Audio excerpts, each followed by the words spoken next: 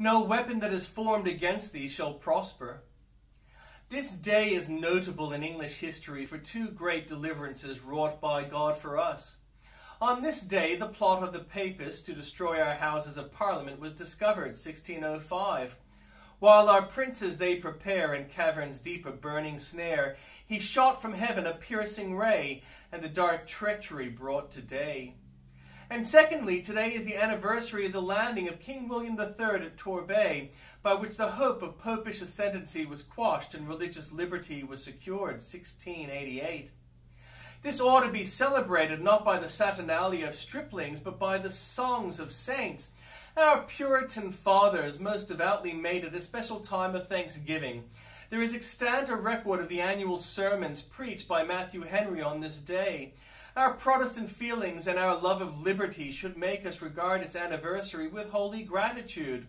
Let our hearts and lips exclaim, we have heard with our ears, and our fathers have told us the wondrous things which thou didst in their day, and in the old time before them. Thou hast made this nation the home of the gospel, and when the foe has risen against her, thou hast shielded her. Help us offer repeated songs for repeated deliverances. Grant us more and more a hatred of Antichrist, and hasten on the day of her entire extinction. Till then and ever we believe the promise, no weapon that is formed against thee shall prosper. Should it not be laid upon the heart of every lover of the gospel of Jesus on this day to plead for overturning of false doctrines and the extension of divine truth? Would it not be well to search our own hearts and turn out any of the popish lumber of self-righteousness which may lie concealed therein? Be thankful unto him and bless his name. Our Lord would have all his people rich and high and happy thoughts concerning his blessed person.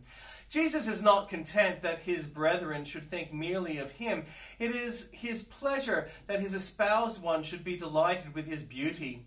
We are not to regard him as bare necessary, like to bread and water, but as a luxurious delicacy, as a rare and ravishing delight. To this end he has revealed himself as the pearl of great price, in its peerless beauty as the bundle of myrrh, in its refreshing fragrance as the rose of Sharon, in its lasting perfume as the lily in its spotless purity.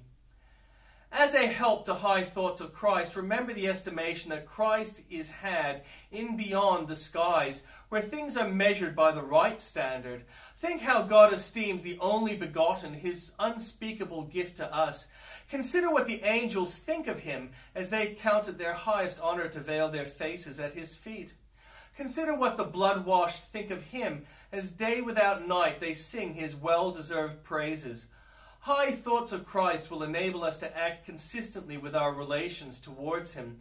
The more loftily we see Christ enthroned, and the more lowly we are when bowing before the foot of the throne, the more truly shall we be prepared to act our part towards him.